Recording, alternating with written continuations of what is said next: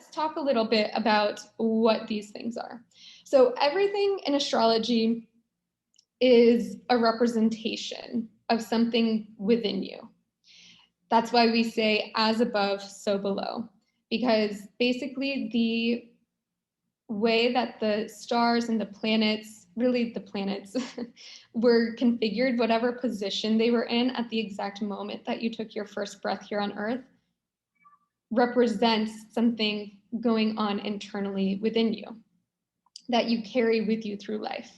So astrology is really like an archetypal language, right? It's not necessarily like a means of fortune telling, although you can definitely like make some, I wouldn't even say you can really make predictions. You can predict what sort of windows of opportunity will be coming up with astrology. But remember, it's based off of archetypes and it's based off of like representation.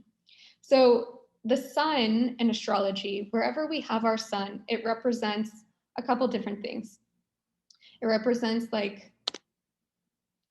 our personality, a big part of our personality at least. It has to do with our core self, our identity, like how we perceive ourselves, how we want to be perceived, how we shine the brightest. The sign and the house that your sun is in is an area of life where you shine the brightest. It can also represent in an astrology chart a father figure or authority in life, the ego, purpose, future goals and sort of future vision for your life force, your vitality, and pride. So again, I have the little symbol for the sun here. So this is already like a big chunk of information we have with the sun, right? And then we're going to take it through the filters of what sign it's in that tells us like how we approach all of these things, our personality, how our core self is expressed in the world, what motivates our purpose and our sort of vision and quest for life. And then we're going to look at the house it's in to tell us like that area of life that is really where our energy shines the brightest. So before we get into that, some questions that the sun asks of us and helps us answer based on where it is in our chart.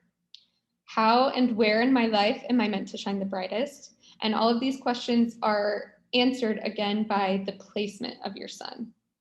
So the sign it's in and the house it's in. It asks us and tells us, what is my central purpose in the world? Who am I? How do I view myself? And how do I want others to see me? What is my why that drives me in everything that I do? And what makes me uniquely me? So whenever I have clients coming into readings, asking about life purpose, and really like on a journey of self-discovery, which aren't we all, the sun is one of the first places that I look to see what sign it's in and what house it's in, because it helps answer all of these questions. Okay, so this is the sun. We're going to get into interpreting its placement in just a moment, but I really want you to understand for now the energy of what the sun in our chart represents. The moon and the sign and the house that the moon is in our charts represents more of our emotional self. So the sun is more like our core personality, you know, how we really approach ourselves, our identity, all of those things we just talked about. The moon represents more of our emotional needs and the heart and the soul. So where our moon is placed tells us a lot about what we need to feel emotionally secure and safe. It can also represent the mother or feminine figure in our lives, also how we approach those mothering type things like nurturing and comforting others, what we need to feel nurtured and comforted and soothed ourselves. The moon also has more of a subjective feelings-based energy to it. So this is where we are very sensitive, very like in our feelings. It represents the inner world, more of like, you know, the psyche, our emotions.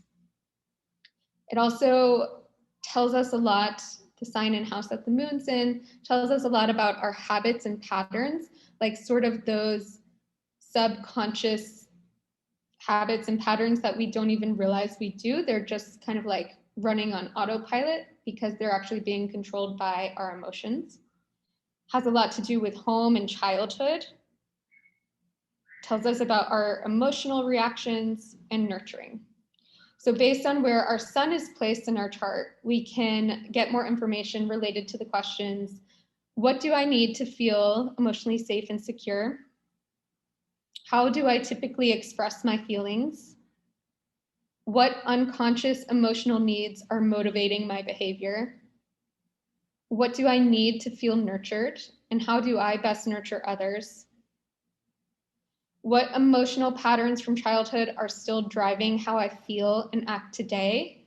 That's sort of that below the surface subconscious patterning, driving the car sometimes.